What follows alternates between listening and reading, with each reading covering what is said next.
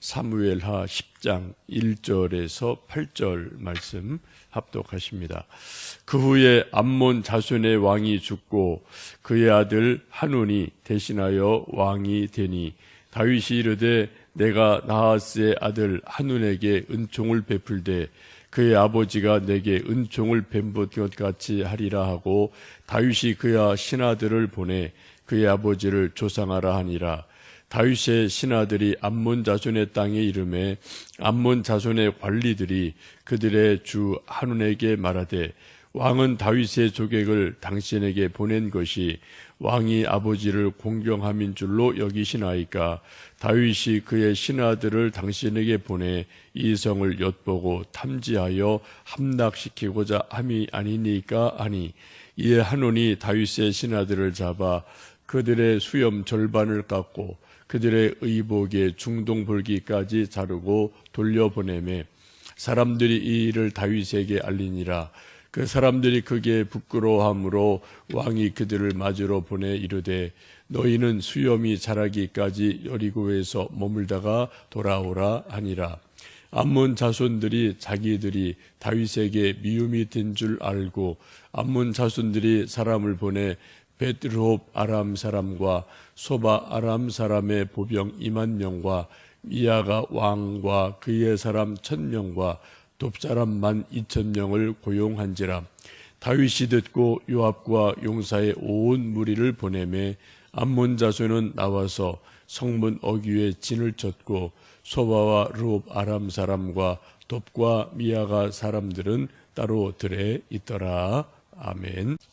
10장의 말씀은 이제 조금 장면이 바뀌어서 또 이스라엘과 암몬족의 갈등 또 전쟁의 모습을 말씀합니다.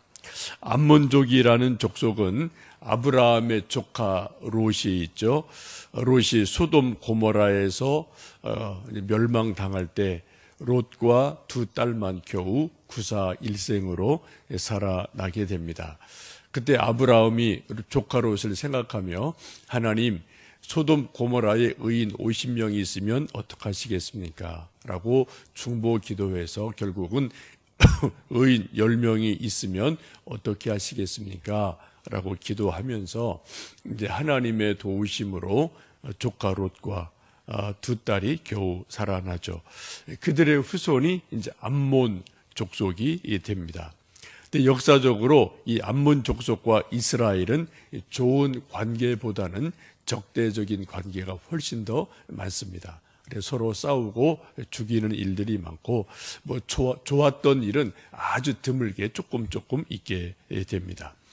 오늘 본문의 말씀은 암몬족 왕 나하스가 죽었어요. 그래서 그 죽은 것을 소식을 듣고 다윗이 조문단을 보냅니다. 근데 이때는 이 다윗 왕과 죽은 나하스라는 암몬족의 왕과는 좋은 관계를 유지를 했음을 오늘 성경은 말씀하죠. 우리 1절, 2절 말씀 다시 읽습니다. 그 후에 암몬 자손의 왕이 죽고 그의 아들 한운이 대신하여 왕이 되니 다윗이 이르되 내가 나하스의 아들 한운에게 은총을 베풀되 그의 아버지가 내게 은총을 베푼 것 같이 하리라 하고 다윗이 그의 신하들을 보내 그의 아버지를 조상하라 하니라.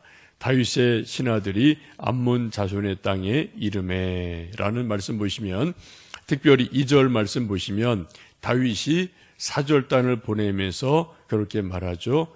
내가 죽은 나하스 왕에게 은총을 받은 것이 있다.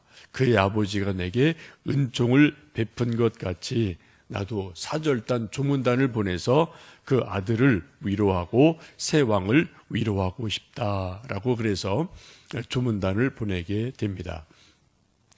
이 죽은 왕이 다윗에게 무슨 은총을 베풀었는지 성경은 자세하게 말씀하고 있지 않지만 분명한 것은 다윗이 이런 말을 한 것 보면은 죽은 왕과 아버지 왕과 다윗과는 아주 좋은 그런 관계를 유지했음에 틀림없습니다. 근데 성사학자들은 대개 두 가지를 생각하죠. 하나는 다윗 왕이 즉위식을 할 때 사절단을 보내서 축하해주고 많은 선물을 보내줬다. 그럴 가능성이 있죠. 또 하나는 다윗이 사울 왕에게 쫓겨 다닐 때 정말 뭐 도망다니고 죽을 고생을 너무 많이 하는데 그때 좀 뭔가 도움을 주고 보호해주고 이런 역할을 하지 않았을까 생각합니다. 어쨌든 다윗이 죽은 아버지 왕에게 은혜 받은 고마운 마음이 있어서 아버지 왕이 죽자 조문단을 보내게 됩니다. 정중하게 조문단을 보내고 새 왕 아들을 위로해주고 또 뭐 선물도 주고 이렇게 보내게 되죠. 예나 지금이나 왕이나 대통령이 죽으면 나라에서 조문단을 보내서 서로 위로해주고 외교를 맺곤 합니다. 평범한 우리들도 뭐 우리 부모님이 누가 돌아가셨다 그러면은 뭐 다른 일은 몰라도 가서 조문을 하고 위로해주고 격려해주고 하는 것이 우리 일반 사람들의 삶의 모습이기도 하죠. 그런데 문제가 생겼습니다. 새로 왕이 된 이 아들 왕이 조문단을 받게 되는데 그때 그 신하들이 이상한 말을 새 왕 아들에게 하게 됩니다. 3절 말씀 읽어보시겠습니다. 암몬 자손의 관리들이 그들의 주 한운에게 말하되 왕은 다윗의 조문을 당신에게 보낸 것이 왕의 아버지를 공경함인 줄로 여기시나이까? 다윗이 그의 신하들을 당신에게 보내 이성을 엿보고 탐지하여 함락시키고자 함이 아니니까? 라고 이제 신하들 몇몇 사람이 이 다윗이 보낸 조문단은 순수한 조문단이 아닙니다.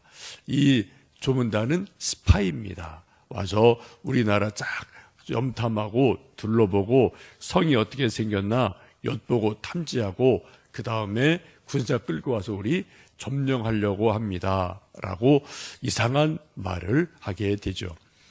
이 말을 들은 아들 새 왕이 정신이 번쩍 들고 의심이 들죠. 그래서 순수하게 온 조문단을 의심하고 붙잡아서 모욕을 주는 일이 일어납니다. 여러분, 이 신하들이 자문을 잘못해 준 거죠. 정말 순수한 마음으로 아이고 고맙습니다. 왕이 또 이런 조문단 보내주셔서 위로가 됩니다. 감사합니다. 우리도 한번 언제 또 가겠습니다. 라고 새 왕이 말을 했다면 전쟁이 일어나지 않죠. 두 나라가 또 화평하고 뭐 다윗이 더 강대한 나라니까 또 많은 도움을 줄 수가 있을 겁니다. 근데 이 신하들이 잘못 생각하고 잘못 조언을 해서 이제 이 사절단에게 모욕을 주어서 전쟁이 일어나게 됩니다. 우리 주변에는 늘 친구가 있고 또 후배가 있고 선배가 있고 또 뭐 누가 있고 다 누구나 다 옆에 사람들이 있어요. 근데 그 옆에 있는 사람이 어떤 일을 생각할 때 어떤 또 사람과 무엇을 할 때 옆에 있는 사람이 어떤 조언의 말을 해주느냐는 아주 중요합니다. 있는 그대로 긍정적인 말을 해주면은 일이 잘 풀려지고 세워져요. 그런데 옆에서 누가 말하는 사람이 아이 그 일은 이렇게 하면 안 돼요. 그 사람 나빠요라고 부정적인 말을 하면은 이 순수했던 의도가 다 사그러들고 일이 힘들어지고 사람에 대한 오해가 일어나는 일들이 우리 뭐 인생살이에서 아주 많이 일어나죠. 지금 이 다윗의 조문단을 붙잡아서 4절 말씀 보시면 어떻게 합니까? 수염의 절반을 깎아요. 옛날 사람 이렇게 수염 이렇게 좀 양쪽에 뭐 이렇게 구렛나루부터 쭉 기르는 것이 보통일 텐데 이 한쪽을 이쪽 한쪽만 싹 깎아버리고 한쪽은 수염을 남겨두는 그런 모욕을 줍니다.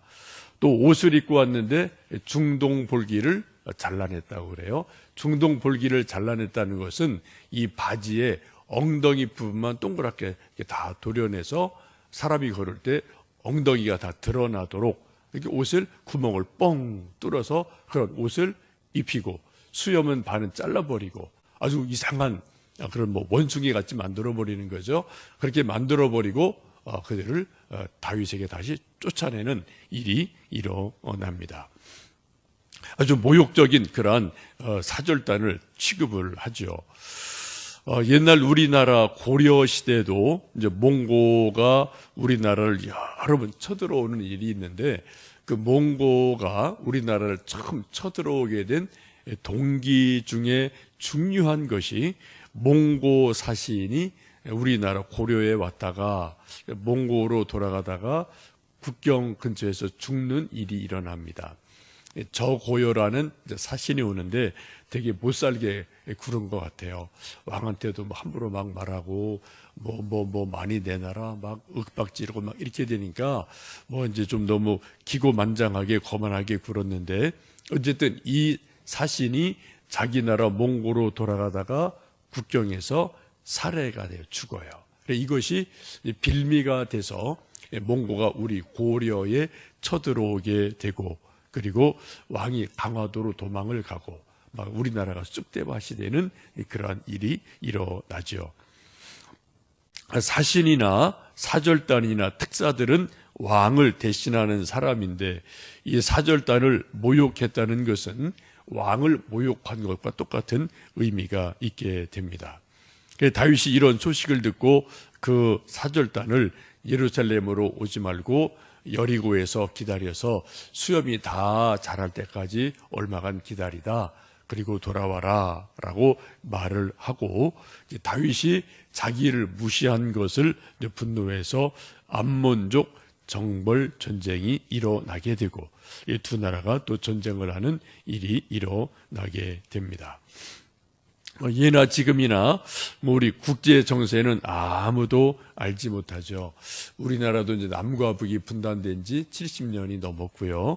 계속 전쟁한다, 불바다 만든다, 평화하자, 말이 왔다 갔다 하죠. 여러분 뉴스 보시는 것처럼 미국 대통령과 북한 김정은이 이제 베트남에서 2월 말에 두 번째 정상회담을 해서 핵을 없애자, 우리가 여기까지 하겠다, 뭐가 또 정상회담을 한다고 이제 발표가 돼요. 우리가 기도를 해야 될 것 같습니다. 정말 하나님, 이 땅에 전쟁 없는 이 한국 한반도가 되게 해주세요. 또 핵 문제가 깔끔하게 좀 해결되게 해주십시오. 기도해야 될 줄 압니다. 근데 우리가 아는 것처럼 이게 간단한 문제도 아니고 쉬운 문제도 아니에요. 또 서로 밀고 당기고 하자 말자 하여튼 복잡하겠죠. 그러나 우리가 분명한 것은 하나님은 역사의 주권자이시기 때문에 전쟁이 일어나는 것도 평화하는 것도 결국은 하나님의 주권의 손에 달려있고, 우리 인간들이 또 어떻게 하느냐, 이게 아주 중요한 또 변수가 되게 되죠. 그래서 우리가 하나님 앞에, 하나님 이 땅에 전쟁 없는 평화한 땅이 되게 해 주십시오. 또 미국 대통령이나 우리 대통령이나 북한의 김정은이나 우리 또 지도자들이 저 하나님 두려워하는 마음을 가지고, 백성 사랑하는 마음을 가지고 전쟁 없는 평화한 땅을 만들도록 지혜를 모으고 하나님 앞에, 역사 앞에 겸손한 지도자들이 되도록 우리가 정말 간절히 기도해야 될 줄로 믿습니다. 여러분, 우리 개인도 서로 평화한 삶을 살아가야 되겠고요.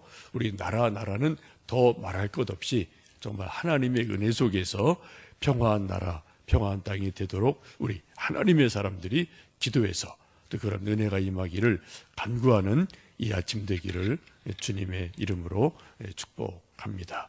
함께 기도하겠습니다.